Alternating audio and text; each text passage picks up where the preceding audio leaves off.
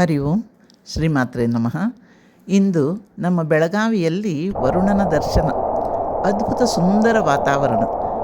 ನೋಡುತ್ತಾ ಆಣೆಕಲ್ಲಿನ ರಾಶಿ ನೋಡಿ ಆಣೆಕಲ್ಲಿನ ರಾಶಿ, ಗುಡುಗು ಸಿಡಿಲಿನ ಜೊತೆ ಮಳೆ. ಇಂದು ವರುಣದೇವನ ಬಗ್ಗೆ ಮಾತನಾಡುವ ಅವಕಾಶ.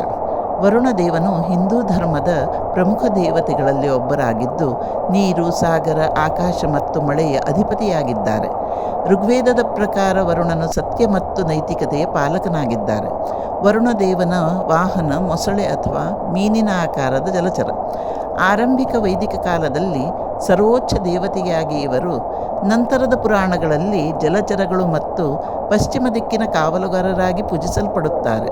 ಮಳೆಗಾಗಿ ಮತ್ತು ಸಮುದ್ರಯಾನದ ರಕ್ಷಣೆಗಾಗಿ ವರುಣನನ್ನು ಆರಾಧಿಸಲಾಗುತ್ತದೆ. ಋಗ್ವೇದದಲ್ಲಿ ವರುಣನನ್ನು ಸರ್ವವ್ಯಾಪಿ ಮತ್ತು ಜಗತ್ತನ್ನು ಆವರಿಸಿರುವವನು ಎಂದು ಬಣ್ಣಿಸಲಾಗಿದೆ. ಶ್ರೀಮಾತ್ರೆ ನಮಃ.